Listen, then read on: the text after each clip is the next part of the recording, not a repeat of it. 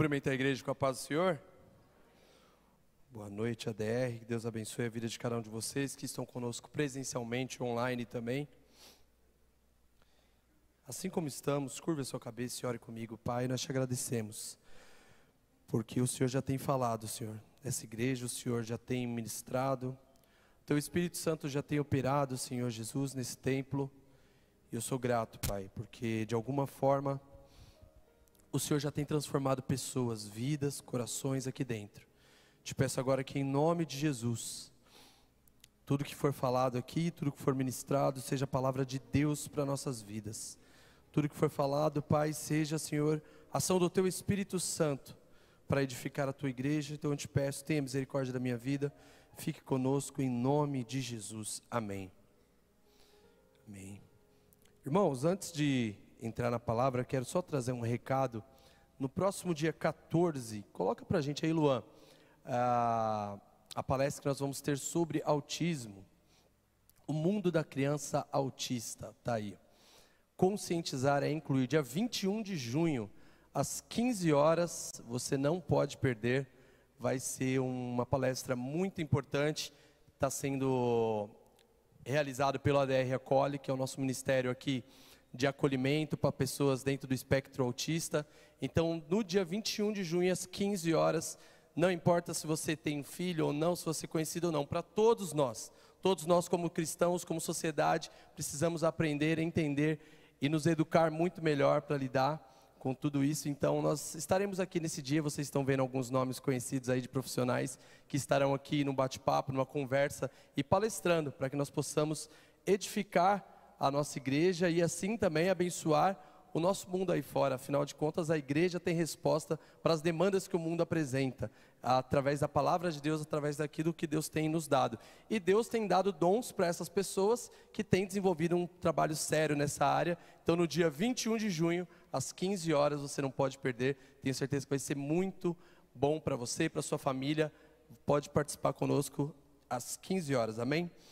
Então, eu tenho certeza que vai ter muita gente aqui, vai ser bênção, e o Senhor, mais uma vez, vai abençoar a nossa igreja com mais uma palestra. E a agenda da igreja também segue normal aí. A gente tem amanhã nosso culto de oração, quarta com propósito na quarta-feira, os nossos núcleos evangelísticos. Você que ainda não participa, tem culto na casa aí durante a semana, procure alguém, eu tenho certeza que vai ser bom para você também. E como o pastor João Marcos falou aqui no começo do culto, nós estamos então trabalhando na série Servindo com Propósito. Obrigado. Estamos trabalhando com a série Servindo com Propósito, já a terceira série desse ano, e falamos bastante coisa sobre serviço, sobre propósito. E nós estamos também em junho, no mês do Dia dos Namorados, né? Então essa semana aí já tem muitos namorados casados também, compromisso aí, isso é bom. E para trazer talvez uma elucidação através da palavra de Deus, eu quero refletir hoje sobre uma história de romance, que a Bíblia conta, uma história bonita de amor, e que também vai trazer uma reflexão sobre o serviço. Então, na verdade, é uma história de um servo que foi usado para unir um casal muito importante da Bíblia. Eu estou falando de Rebeca e Isaac, Isaac e Rebeca, e o servo que foi usado ali para unir os dois. Eu quero ler com vocês então.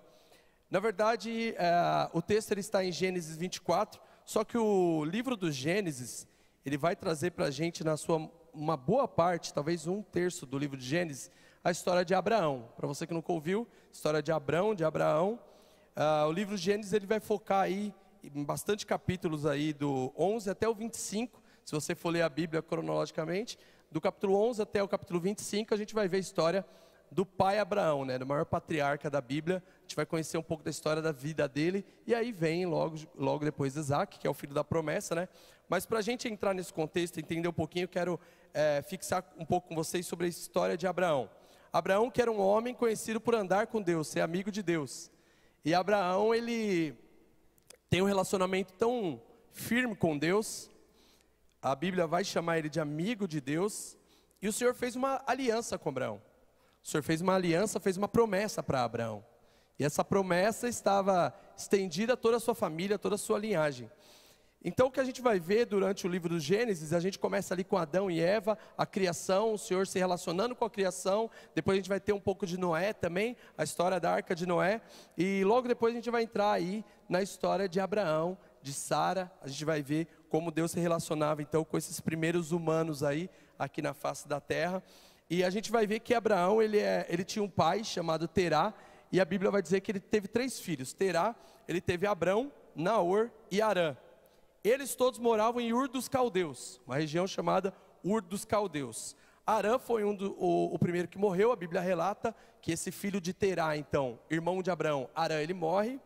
E aí a Bíblia vai relatar para nós que Abraão se casa com Sarai e o Naor se casa com Milca. E tem essa família. Só que em um determinado momento, Terá resolve sair de Ur dos Caldeus para ir para Canaã.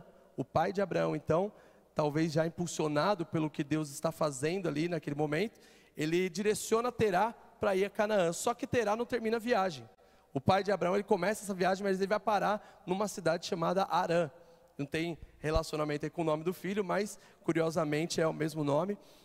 Mas eles param então numa cidade chamada Harã, e é ali que ele vai se estabelecer, o pai de Abraão, e depois disso que a gente vai começar a jornada de Abraão individualmente como a promessa de Deus e o seu relacionamento direto com Deus, porque até então Abraão ele está seguindo os passos da família. Eu quero ler com vocês então Gênesis 11, do 26 ao 32. Gênesis capítulo 11, do 26 ao 32, diz assim, ó: Depois de completar 70 anos, Terá, ou Tera, gerou Abrão, Naor e Harã. Este é o registro dos descendentes de Tera. Terá foi o pai de Abrão, Naor e Harã. Harã foi o pai de Ló. Harã morreu em Ur dos Caldeus, a sua terra natal, quando Terá, o seu pai, ainda era vivo. Tanto Abrão como Naor tomaram esposas para si. O nome da mulher de Abrão era Sarai, e o nome da mulher de Naor era Milca. Esta era filha de Harã, pai de Milca e de Isca. Sarai não tinha filhos, pois era estéril. Terá tomou Abraão, o seu filho, Ló, o seu neto, e filho de Harã, e Sarai, a sua nora, e mulher do seu filho Abrão, e juntos partiram de Ur dos Caldeus para Canaã. Ao chegarem, porém, à cidade de Harã, estabeleceram-se ali. Terá viveu 205 anos e morreu em Harã.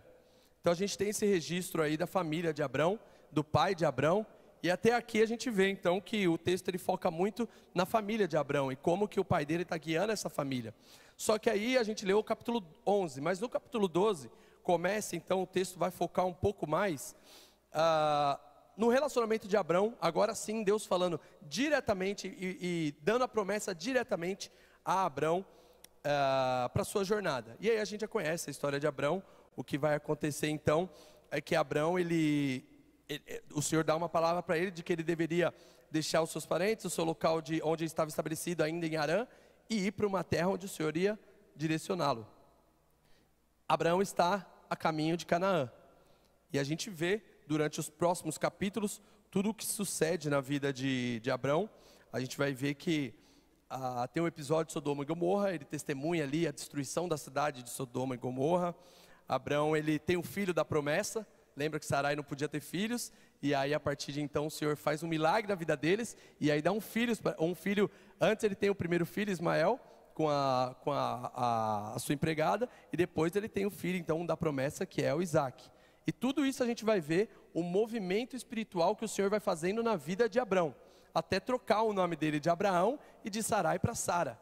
Então a gente vai vendo tudo isso acontecendo na vida deles. E o Senhor mostra que havia um amor tão grande, e Abraão e Sara, a gente vai testemunhando essa história dele ao longo dos capítulos. A gente falou aí do capítulo 12, o 11. Mas quando chega no capítulo 23 do Gênesis, o texto diz que Sara morre. Sarai morre. Ela morre, e ali então, talvez Abraão já de luto, triste, né? Ele se lembra da promessa do Senhor, porque a promessa do Senhor tem 3 coisas envolvidas que são muito importantes. Quando o Senhor fala com Abrão, ali no capítulo 12 de Gênesis, ele promete para Abrão uma terra, uma descendência e a bênção do Senhor sobre ele. Então são três coisas importantes: a terra, a descendência e a bênção do Senhor. No capítulo 23, quando Sara morre, Abraão já conquistou a terra, já está estabelecido em Canaã. Então ele já tem a terra. Abraão também já tinha a bênção do Senhor. Tudo que tinha acontecido com Isaac, aquele momento em que o cordeiro aparece, todos os milagres que ele já tinha vivido, demonstram e denotam que aquele homem acompanhava as bênçãos do Senhor, ou as bênçãos do Senhor acompanhavam aquela família. Então a gente vê que Abraão agora ele é um homem muito abençoado, e o texto vai ser claro em dizer que Abraão é muito reconhecido nas cidades circunvizinhas por todos aqueles que conheceram a sua família. Ele é um homem respeitado, um homem de muitas posses, passou pelo Egito também durante todos esses capítulos, e diz que ele conquistou muitas coisas. Abraão se tornou um homem muito rico, conquistou muitas terras. Então agora ele tem a terra, ele tem a bênção do Senhor. Mas algo preocupa Abraão: a descendência. Porque agora a sua esposa morreu, e ele vê então no seu filho Isaac o meio de Deus continuar a sua bênção. Porque se Deus prometeu que ele seria pai de uma grande nação, era necessário que isso desse sequência. Só que Isaac ainda não tinha uma esposa. Isaac ainda precisava de um milagre. Isaac precisava agora cortar o cordão umbilical do pai e ter a sua própria experiência com Deus. E aí a gente vai entrar no capítulo 24, que eu quero ler com vocês, do verso 1 ao 9 do Gênesis. Veja só o que Moisés relata para nós então, no capítulo 24 do Gênesis, depois desse momento do capítulo 23, em que ele conta que Sara morreu, Sara faleceu, foi enterrada, foi sepultada ali na região onde Abraão estava, e a gente tem então o capítulo 24. Abraão já era velho, de idade bem avançada, e o Senhor em tudo o abençoara. Ele disse ao servo mais antigo da sua casa, que administrava todos os seus bens: põe a mão debaixo da minha coxa, e jure pelo Senhor, o Deus dos céus e o Deus da terra, que não buscará mulher para o meu filho entre as filhas dos cananeus, no meio das quais habito, mas irá à minha terra e buscará entre os meus parentes uma mulher para Isaque, o meu filho. O servo lhe perguntou: e se a mulher não quiser vir comigo a esta terra, devo então levar o teu filho de volta à terra de onde vieste? Cuidado, disse Abraão, não deixe o meu filho voltar para lá. O Senhor, o Deus dos céus, que me tirou da casa de meu pai e da terra dos meus parentes, e que me prometeu sob juramento que daria esta terra à minha descendência, enviará o seu anjo adiante de você, para que de lá traga uma mulher para o meu filho. Se a mulher não quiser acompanhá-lo até aqui, você estará livre desse juramento a mim, mas não leve o meu filho de volta para lá. Então o servo pôs a mão debaixo da coxa de Abraão, o seu senhor, e lhe fez um juramento sobre essa questão. Só até aí. Talvez numa primeira leitura você pode até achar estranho esse juramento, né? Mas lembre-se que nós estamos falando de uma sociedade ainda muito tribal, né? Então algumas formas de juramento ainda não se tem nem muita base em estudos, mas enfim, era uma forma de juramento, talvez muito relacionado ali ao que os judeus tinham como a circuncisão. Então uma forma de mostrar aliança e respeito para o seu Senhor. E nós vamos ver esse episódio de colocar a mão debaixo da coxa, depois repetido com Isaac, vemos que é uma tradição que se tinha na época, né? Mas enfim, a questão aqui é, Abraão então agora precisa preparar uma esposa para o seu filho, e ele dá essa missão para um servo, o servo mais antigo da sua casa. Esse servo, o interessante, que no capítulo 24, nós não vamos ver o nome dele. E eu acho que isso é curioso, porque depois, provavelmente, nós vamos ver nos próximos capítulos de qual servo está se tratando aqui, nós vamos descobrir o nome dele, mas o capítulo 24, ele deixa esse personagem apenas como um servo. E é aqui que eu quero chamar a atenção.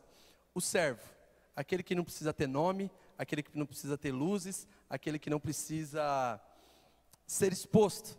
Não é sobre você, sobre mim, sobre quem está falando, mas é sobre a missão e o propósito de Deus serem cumpridos através da nossa vida.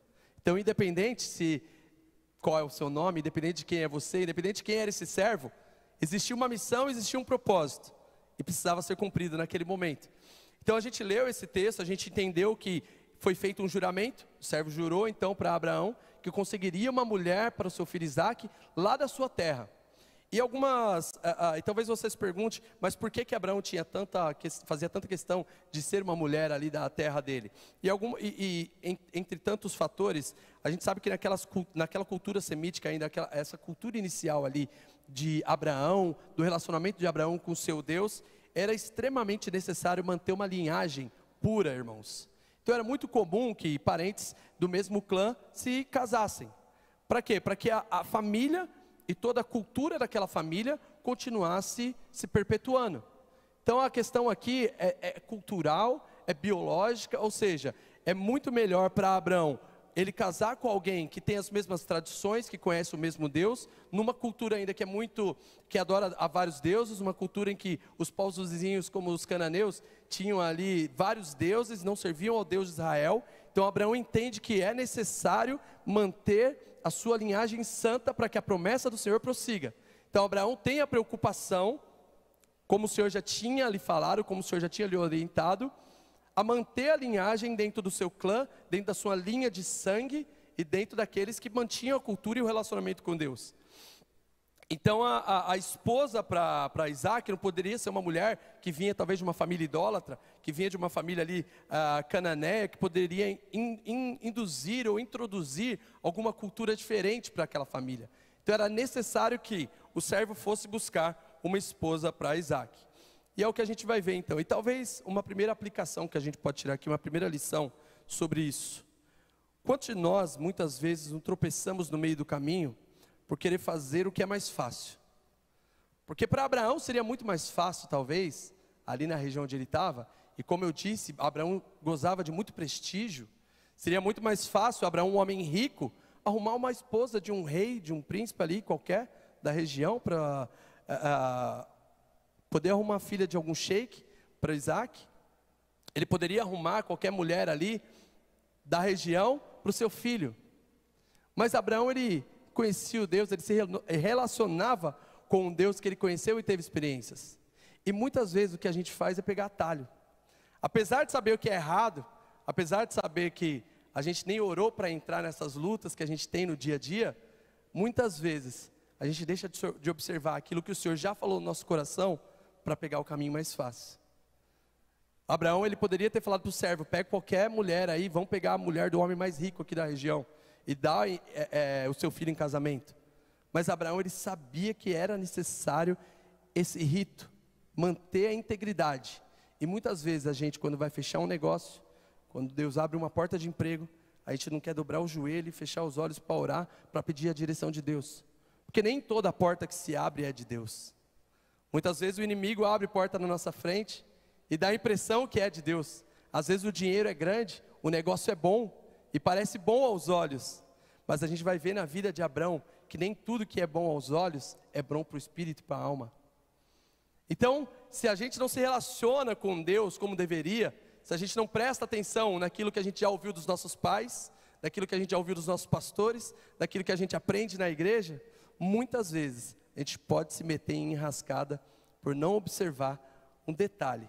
E aí querer pegar o caminho mais fácil, fazer o que é mais fácil. Olha, apareceu um negócio aqui que é de ouro e eu acho que é da vontade de Deus. Apareceu uma pessoa maravilhosa para me namorar, apareceu alguém maravilhoso, mas sem buscar a confirmação de Deus e a certeza de que aquele negócio, de que aquele relacionamento é da vontade de Deus, nós podemos entrar, em vez de ganhar uma bênção, ganhar uma maldição para a vida.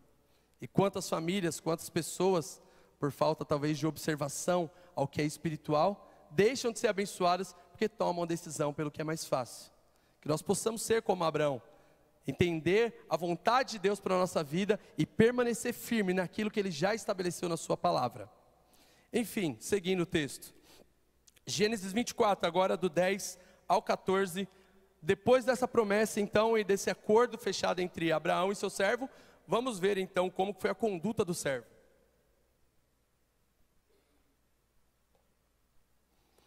O servo pegou 10 camelos do seu senhor e também aquilo que o seu senhor tinha de melhor e partiu para Arã-Naarim, indo em direção à cidade onde Naor tinha morado.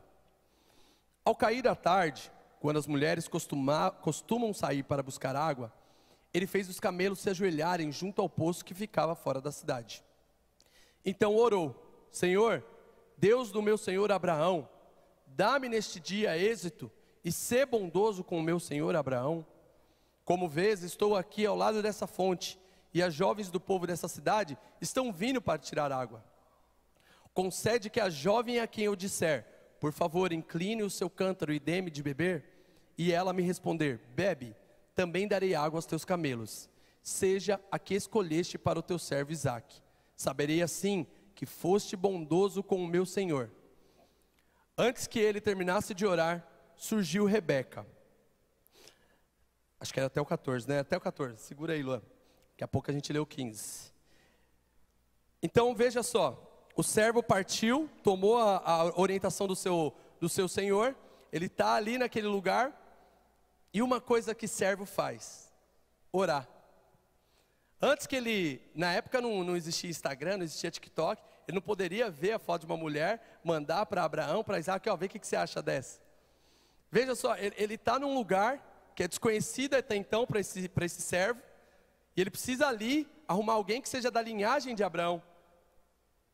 E de uma forma miraculosa, então, ele ora a Deus, fala, Senhor, eu não sei o que eu vou fazer aqui, não sei como é que vai ser. Tem mulher ida e vindo aqui pegar água, mas eu quero que o Senhor faça um negócio para mim. Os camelos estão aqui, e se eu pedir água para uma dessas mulheres, a mais gentil, a mais generosa, que falar para mim assim, ó, pode beber água, eu vou dar para os seus camelos também. Essa eu sei que é do Senhor, essa eu sei que é uma pessoa, que é a pessoa certa que o Senhor está preparando para Isaac, para o meu senhor Abraão. Ele ora pelo pedido do seu senhor, e ora pela intervenção divina. Esse é um servo que serve com propósito, que sabe o que ele está fazendo ali. Ele poderia muito bem, talvez, ser um mau caráter, enganar Abraão, levar qualquer mulher e falar, ó, consegui essa aqui, negociar com a mulher. Afinal de contas, por conta do casamento, eles ficariam muito ricos, a menina que ele escolhesse. Então ele poderia muito bem, se fosse um servo mau caráter, pegar qualquer mulher da região, levar e falar que era, fechar o negócio e já era. Estava bom para ele. Mas esse homem, ele tinha caráter, ele tinha relacionamento, ele aprendeu com Abraão o que é se relacionar com Deus, e ele sabe o que é ser um servo com propósito, porque apesar dele ser servo e estar ali, ele está orando para que o Senhor faça aquilo conforme o coração de Abraão, para que ele escolha a pessoa certa, na hora certa, do jeito certo. E aí ele faz esse teste com Deus então, sobre como naquele momento essa mulher vai ser apresentada para ele. E enfim, isso traz para nós também algumas coisas importantes, porque esse homem, ele está ali servindo a Abraão, mas muito mais do que servir a Abraão, ele está servindo a Deus. Ele não está só arrumando uma esposa para Isaac, ele está dando continuidade na promessa que Deus tinha para a nação de Israel. Ele está dando continuidade para a aliança que Deus fez com a nação de Israel. Ele sabe o quão importante é arrumar uma esposa certa, para que a linhagem biológica, espiritual, desse continuidade para a promessa que o Senhor deu para Israel. Esse homem, ele tem um compromisso, não só com Abraão, mas com Deus. E aqui na igreja, nós estamos aqui reunidos todo domingo, toda semana, e muitas vezes a gente troca o compromisso com Deus pelo compromisso com o pastor, com um amigo. A gente está aqui não para servir, como o pastor João Marcos bem falou aqui no começo, não é só para servir uns aos outros, assim também a palavra do Senhor diz que nós servimos a Deus, mas acima de tudo, antes de dedicar os caprichos de uma pessoa, de um amigo, nós estamos aqui para servir a Deus. E isso é mais importante muitas vezes do que alguém que está do seu lado prejudicando a sua vida espiritual, do que um amigo, um parente, um familiar que está do seu lado e faz com que você não tenha um relacionamento com Deus como deveria ter. Então a gente vê que um servo, ele está ali servindo, ciente e consciente de que aquela missão é espiritual e é muito maior do que simplesmente o que havia na vida de Abraão. É uma missão para Deus. Nós estamos aqui, reunidos todo domingo, e muito mais do que servindo ao pastor Paulo, nós estamos servindo a Deus. A promessa e a visão que Deus deu através do pastor Paulo. Mas a partir do momento, irmãos, que eu falo uma coisa errada aqui, a partir do momento em que eu dou um conselho errado, o Senhor vai cobrar de mim, mas a sua obrigação e a sua responsabilidade precisa ser com Deus que está revelado na Bíblia.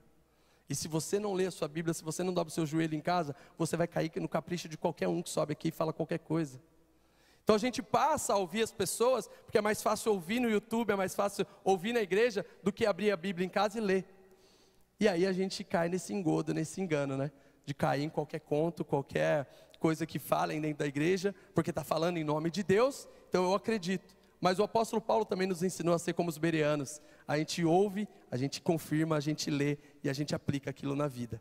Então, muito mais importante do que ouvir um pastor, ouvir uma pregação no YouTube, muito mais importante do que consumir a vida cristã, é viver a vida cristã, ter certeza do que Deus está fazendo através da nossa igreja, através da sua vida. Isso é servir com propósito. Você não serve ao capricho de homens, mas serve ao reino de Deus, serve ao que Deus está estabelecendo pela sua igreja. Então veja, esse homem, esse servo, ele está ali, e ele está pronto agora para saber o que o Senhor pode fazer. Vamos ler agora a partir do versículo 15 até o 27, porque o servo orou. Ele orou, e vamos ver agora a resposta de Deus para essa oração. Depois que ele pede essa prova a Deus, olha o que acontece. Antes que ele terminasse de orar, surgiu Rebeca, que trazia no ombro um cântaro. Rebeca era filha de Betuel, filho de Milca, que era mulher de Naor, irmão de Abraão. A jovem era muito bonita e virgem, nenhum homem tivera relações sexuais com ela. Rebeca desceu à fonte, encheu o seu cântaro e voltou. O servo correu ao encontro dela e disse: por favor, dê-me um pouco de água do seu cântaro. Bebe, meu senhor, disse ela, e tirou rapidamente dos ombros o cântaro e lhe serviu. Depois que lhe deu de beber, disse: tirarei água também para os teus camelos, até saciá-los. Assim, ela esvaziou depressa o seu cântaro no bebedouro, e correu de volta ao poço para tirar mais água para os camelos. Sem dizer nada, o homem a observava atentamente, para discernir se o Senhor tinha ou não feito a sua missão ser bem sucedida. Quando os camelos acabaram de beber, o homem deu à jovem uma argola de ouro e de um beca para o nariz, e 2 pulseiras de ouro de 10 siclos. Então perguntou: de quem você é filha? Diga-me, por favor, se há lugar na casa do seu pai para que passemos a noite. Sou filha de Betuel, o filho que Milca teve com Naor. Ela lhe respondeu. Depois acrescentou: temos bastante palha e forragem, bem como lugar para vocês passarem a noite. Então o homem curvou-se em adoração ao Senhor, dizendo: bendito seja o Senhor, o Deus do meu senhor Abraão, que não deixou de mostrar bondade e fidelidade ao meu senhor. Quanto a mim, o Senhor me conduziu na jornada até a casa dos parentes do meu senhor. Amém?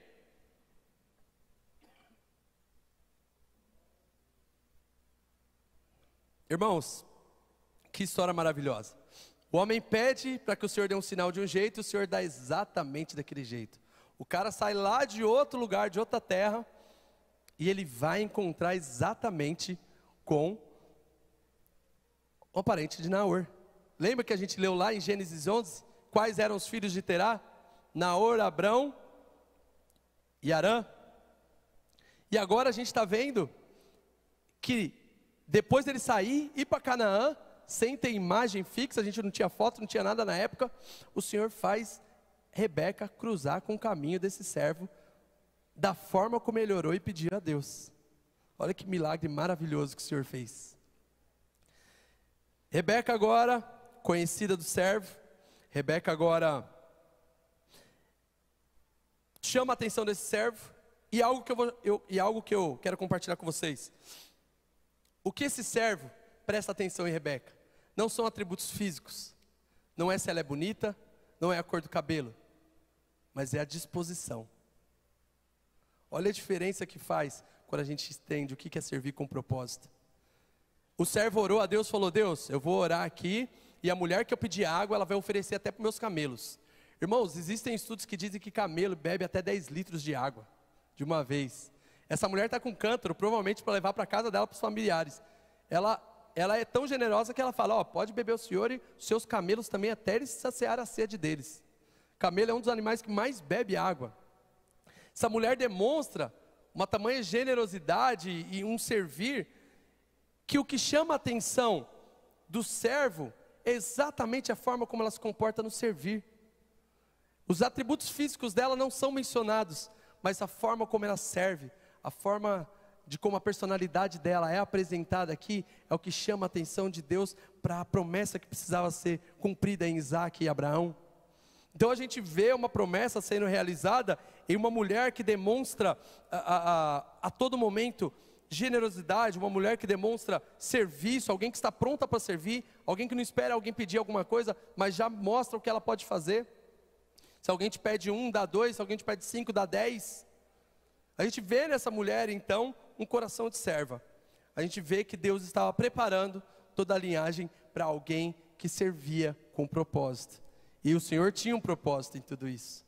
E aí depois disso a gente vai ver então, o texto vai relatar que depois desse encontro milagroso entre eles, vocês viram que ela ofereceu a casa para que eles repousassem por conta da viagem, né?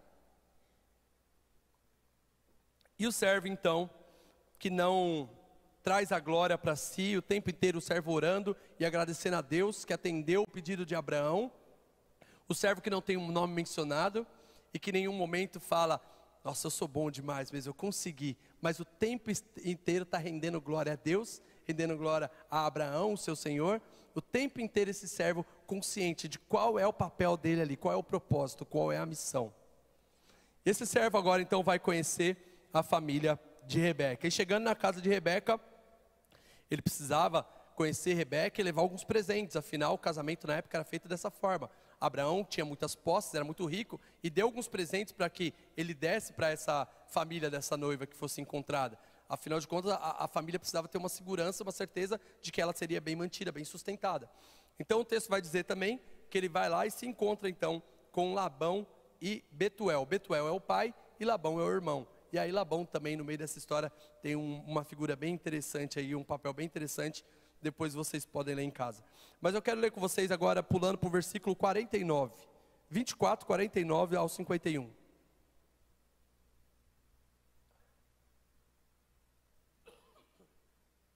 Porque depois de relatar tudo o que tinha acontecido com a direção de Deus e como Deus tinha guiado ele para esse encontro, ele conversando agora com os homens da casa, com Labão e Betuel, olha só o que o texto diz. Agora, depois disso, o servo falando com eles: agora, digam-me se mostrarão lealdade e fidelidade ao meu senhor. Digam-me, caso contrário, digam-me também, para que eu decida o que fazer. Labão e Betuel responderam: isso vem do Senhor, nada lhe podemos dizer, nem a favor nem contra. Aqui está Rebeca, leve-a com você e que ela se torne a mulher do filho do seu senhor, como disse o Senhor. Veja só, ele conversa com esses homens da casa e mostrando como ele tinha orado, o que Abraão tinha pedido, eles entendem espiritualmente que é da vontade de Deus essa união. E agora eles autorizam a mulher, então a filha, a ir. Ela segue então na sua intenção e sabendo que aquele era o papel que ela deveria cumprir. E o curioso é que o texto vai nos mostrar, numa época extremamente patriarcal, as mulheres não tinham vozes, mas que eles se preocupam também com a vontade da Rebeca, porque eles perguntam para ela se ela quer ir ou não. É o que a gente vai ver então no texto a seguir, a partir do 54 ao 61. Gênesis 54, 51 ao 61. Depois, ele e os homens que o acompanhavam comeram, beberam e ali passaram a noite. Ao se levantarem na manhã seguinte, ele disse: deixem-me voltar ao meu senhor. O irmão e a mãe de Rebeca, porém, responderam: deixe a jovem ficar mais uns 10 dias conosco, então você poderá partir. Ele, porém, disse: não me detenham, o Senhor fez a minha missão ser bem sucedida, envie-me de volta e voltarei ao meu senhor. Disseram: vamos chamar a jovem e ver o que ela diz. Chamaram Rebeca e lhe perguntaram: você quer ir com esse homem? Sim, quero, respondeu ela. Então despediram Rebeca, sua irmã, com a sua ama, com o servo de Abraão e os que o acompanhavam. Abençoaram Rebeca, dizendo-lhe: que você, nossa irmã, se torne mãe de muitos milhares, e que a sua descendência conquiste as cidades dos seus inimigos. Até o 61? Então Rebeca e as suas servas se aprontaram, montaram nos camelos e partiram com o homem. E assim o servo partiu, levando Rebeca. Agora essa mulher, ela segue uma jornada os irmãos vejam que provavelmente a distância era longa de viagem, então o homem que dormiu ali de uma noite para outra já queria levar ela, a mãe ainda pede para ficar uns dias para se despedirem, né, aproveitar os últimos dias aí da menina solteira ainda, mas ela fala não, eles entendem que há um propósito, há uma missão do Senhor, e ele precisa voltar, até porque Abraão já é velho, e Abraão, numa viagem dessa que você não tem comunicação, o servo talvez preocupado se iria encontrar Abraão ainda com vida ou não, ele precisa retornar logo, para que mostre que a sua missão foi bem sucedida, que ele conseguiu encontrar a mulher que o Senhor preparara para Isaac. Então eles vão voltar agora, e uma coisa que eu acho bonita, que a família ora e abençoa Rebeca. Eles perguntam a vontade da Rebeca, ora, e isso mostra para a gente também a importância de uma família que serve a Deus e está disposta a cumprir um chamado de Deus. Deus, Ele tem algo especial com famílias que oram juntas, com pais que oram pelos seus filhos enquanto dormem, enquanto almoçam, mas em todo momento, o texto nos mostra que o filho toma a decisão e o pai está ali para apoiar, e se for da vontade de Deus, abençoar na sua jornada. Então a gente vê aqui também uma família de servos, uma pessoa que está servindo com um propósito, que está dentro da vontade de Deus, sendo abençoada pela sua própria família. E aí eu fico imaginando, talvez nessa viagem, o que passava pela cabeça de Rebeca, né? Se eu chegar lá e eu não gostar da cara dele, se eu chegar lá e Isaac não for tudo isso, e se eu chegar lá e falar, será que era isso mesmo que eu queria? Imagina o que passou nessa viagem aí, Rebeca voltando agora com esse servo, e sabendo que tem um noivo lá já prometido, já tinha ganhado os presentes da família, e agora ela precisava chegar e saber o que ia esperar ela, né? Com certeza tinha muitas dúvidas que pairavam, né? Enfim, eu imagino o quanto que isso deve ter perturbado um pouco a cabeça de Rebeca, mas algo que eu acho interessante muitas vezes a gente fica assim também, qual decisão eu devo tomar, qual caminho eu devo fazer, o que eu devo escolher? Mas o que o texto nos mostra é que tanto Rebeca quanto esse servo de Abraão, eles eram pessoas que eram de famílias que serviam ao Deus verdadeiro. Então aqueles que são guiados pelo Espírito, o que o apóstolo Paulo vai nos ensinar no Novo Testamento, ainda que haja dúvida, seguem e agem tendo a certeza de que o Senhor está no caminho e que o Senhor está no controle. Às vezes a gente fica desesperado para tomar uma decisão e o Senhor está esperando só uma ação da nossa parte. É só um passo que você precisa dar. Mas a gente fica considerando tantas coisas. Imagina a Rebeca ali considerando tantas coisas. Mas na hora em que ela foi perguntada se ela queria ir, ela falou, eu vou. Isso demonstra que segurança no que Deus estava realizando. Segurança no milagre que Deus já tinha preparado. Nesse encontro do servo com Rebeca. Ela tinha certeza de que o Senhor estava preparando tudo. Então por mais que alguma dúvida pairasse ali na cabeça de Rebeca, ao encontro ali para Canaã, para encontrar Isaac, talvez algo no coração dela acalentava e dava certeza de que o Espírito Santo estava guiando essa jornada e que no final tudo daria certo. Então a gente vai ver que em Gênesis 24, agora terminando, do 63 ao 67, como que termina essa história de amor aí agora com o encontro dos dois pombinhos.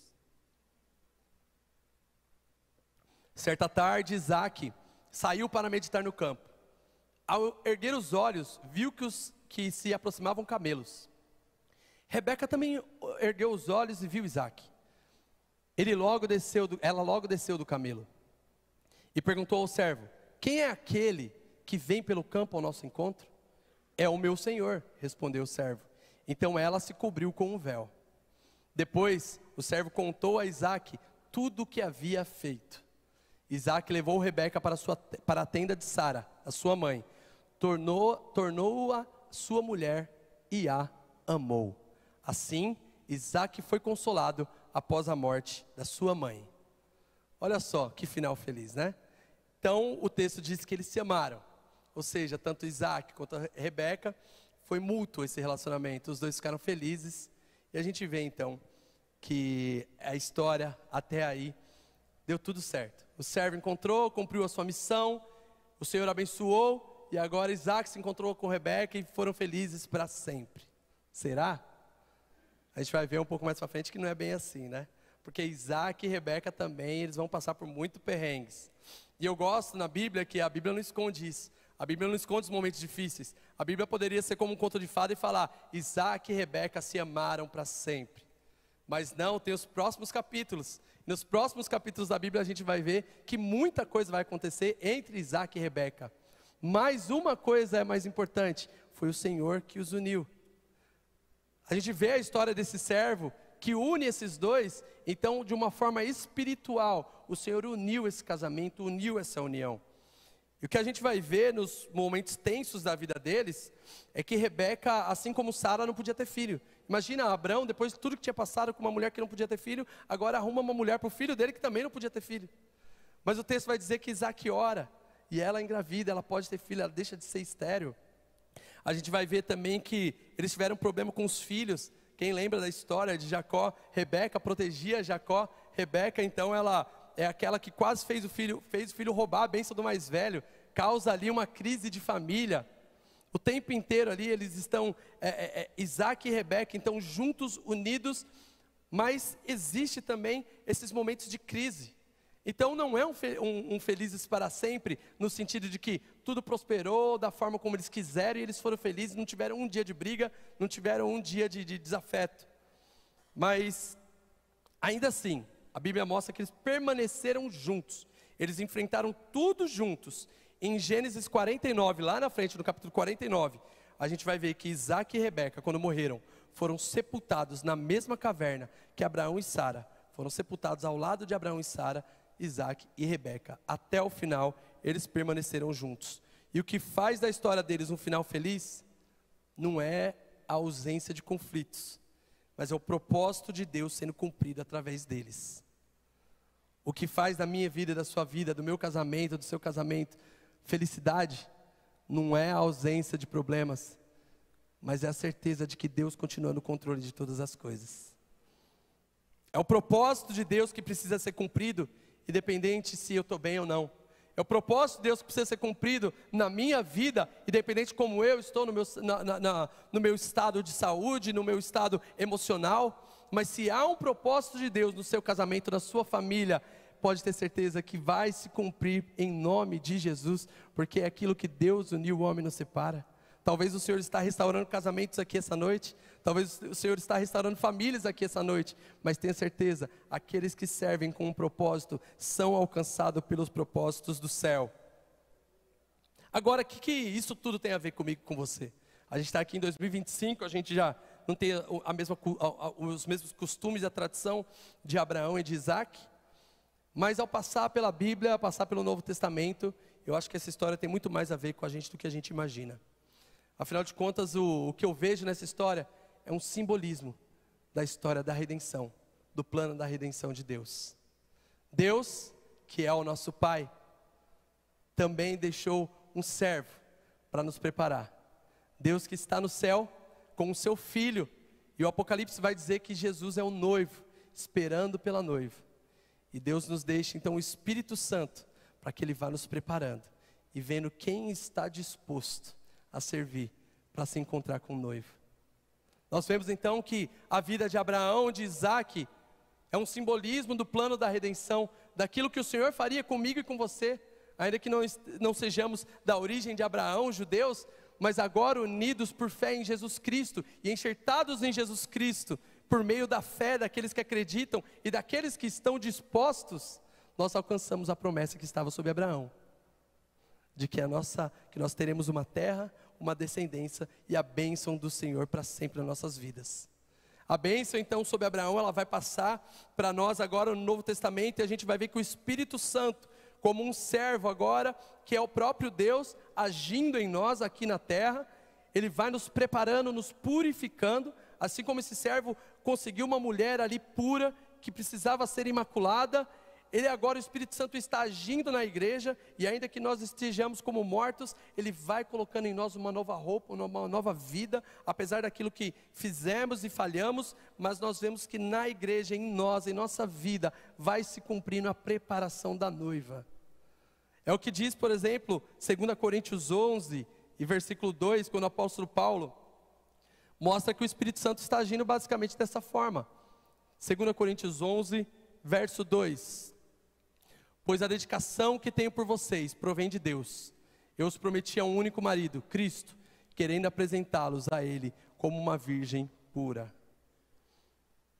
O Senhor está nos preparando, o Espírito Santo está nos preparando para nos encontrar. E talvez Jesus possa ser representado nessa história como um noivo, como Isaac, aquele que está aguardando. A Bíblia vai nos dizer que a igreja é a noiva, e Jesus é o noivo, e o fim dos tempos termina com um grande casamento, uma grande celebração, a união da igreja, a união da minha vida, da sua vida, daqueles que estão dispostos, assim como o servo chegou para Sara e perguntou, você pode me dar um pouco de água? E ela despeja ali sobre os seus camelos. O Espírito Santo todos os dias está na nossa vida perguntando, eu posso atuar na sua vida?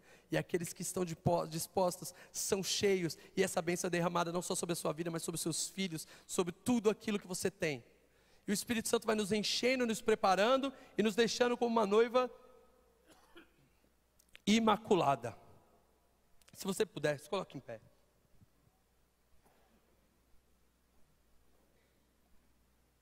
E em nome de Jesus, assim como alguém que está sendo preparado ao longo dos séculos, nós como igreja hoje, estamos aqui reunidos, tendo a certeza de que Jesus vai voltar. O Espírito Santo está conosco, nos guiando para esse encontro.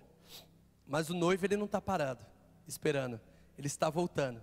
E como aquela cena de Rebeca, descendo do camelo, encontrando com Isaac, o Senhor Jesus diz que Ele vai parar sobre as nuvens para esperar a sua igreja, e nós vamos nos encontrar com Ele. Mas o Senhor precisa saber, quem de nós está disposto? Quem de nós, ao se encontrar com um servo, responde afirmativamente, sim, eu quero. Eu preciso ser transformado, eu preciso dessa água, eu preciso disso para beber, para transformar a minha vida.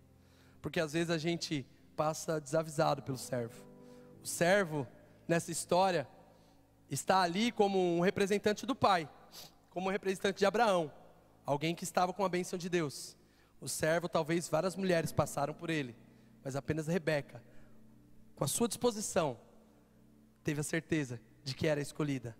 O Espírito Santo, todos os dias, bate na porta do meu coração, do seu coração e de milhares de pessoas, mas apenas aqueles que estão dispostos a se encher da presença de Deus, vão se encontrar com a noiva, porque nem eu nem você merecíamos, mas é através da ação do Espírito Santo que nós somos lavados e purificados e santificados.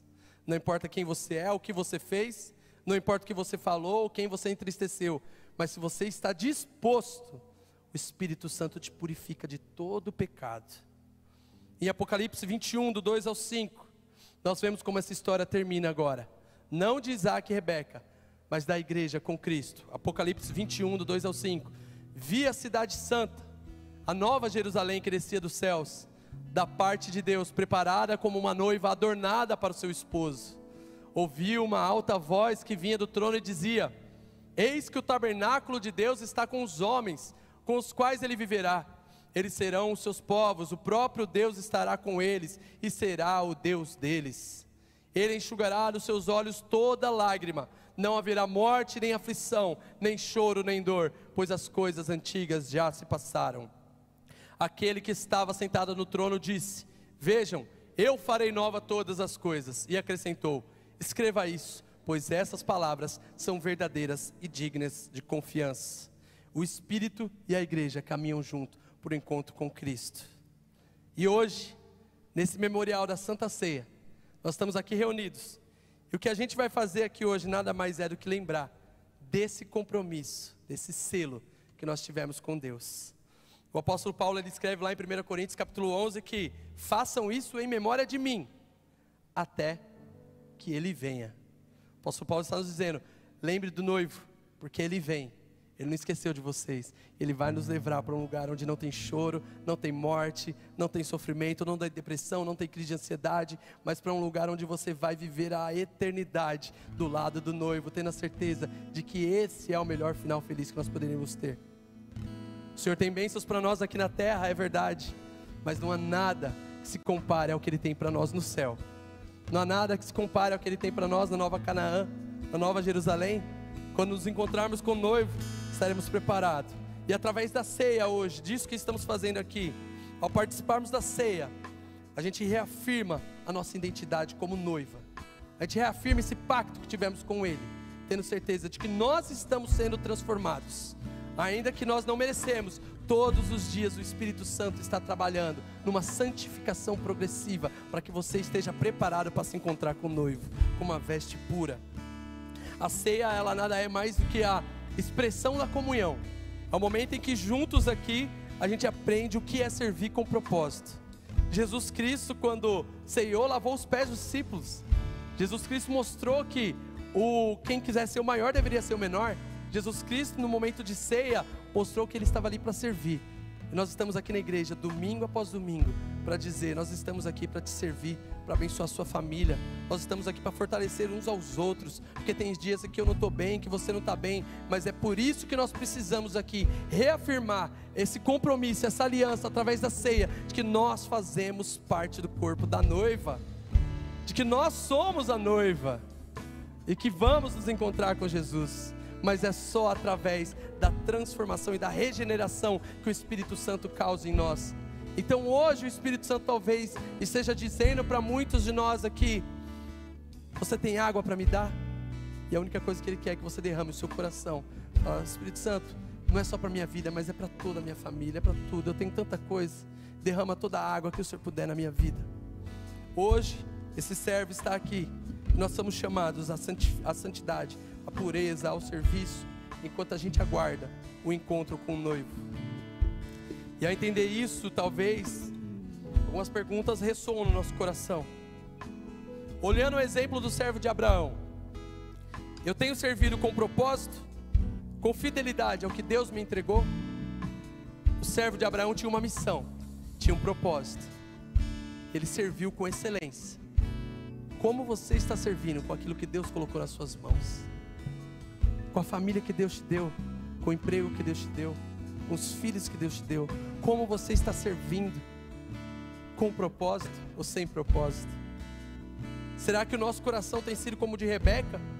Pronto para servir e responder ao chamado? Quando chama, você quer? Eu quero, é hoje, pode me levar? Ou será que a gente está o tempo inteiro procrastinando espiritualmente, falando: amanhã ainda dá tempo, amanhã talvez eu consiga? Mas o chamado do noivo é urgente, é para hoje, é para agora, porque Ele já está nos esperando e nós vamos nos encontrar com Ele, amém? Quantos creem nisso? A mesa está posta, nós vamos participar da ceia, o noivo vem, e esse é o tempo de nos purificarmos e aguardarmos com fé. Para finalizar, Apocalipse 19, 7, Apocalipse capítulo 19, verso 7, olha o que João viu: vamos nos regozijar, vamos nos alegrar e dar-lhe glória, porque chegou a hora do casamento do Cordeiro e a sua noiva já se preparou. Ore comigo. Pai, nós te agradecemos, Senhor, porque estamos aqui como a noiva de Cristo. Mas tem sido tão difícil, Pai. Tem sido difícil os dias, tem sido difícil a forma como estamos vivendo aqui. E nós te pedimos em nome de Jesus, que a ação do Teu Espírito Santo alcance agora todos os familiares, todos os nossos amigos, toda a nossa igreja, e que todos nós possamos responder sim a esse chamado, que possamos servir com propósito aquilo para o qual o Senhor nos designou, Pai. Em nome de Jesus nós pedimos, agora que estamos nessa viagem com o Espírito Santo, que possamos ser purificados, santificados para o encontro com o noivo, Pai. Que possamos, Senhor Jesus, melhorar dia após dia, para quando nos encontrarmos contigo, possamos ter a certeza de que o Senhor nos ama como Isaac amou Rebeca. Ter a certeza de que o Senhor olha para nós e vê em nós, Pai, não pessoas que merecíamos, mas vê em nós disposição, Pai. Vê em nós não atributos físicos, mas vê em nós coração derramado. Que essa ceia, Pai, seja uma ceia especial para famílias e pessoas aqui, para casamentos que estão sendo renovados, restaurados, para famílias que estão sendo fortalecidas. Que no momento da ceia, Pai, nossos pecados sejam perdoados e nossa aliança contigo seja fortalecida, Pai, reafirmando: nós somos a Tua noiva, esperamos ansiosamente pela Tua vinda, Pai. Em nome de Jesus, recebe-nos, Pai, e fazemos isso lembrando de Ti até que o Senhor venha, em nome de Jesus, amém.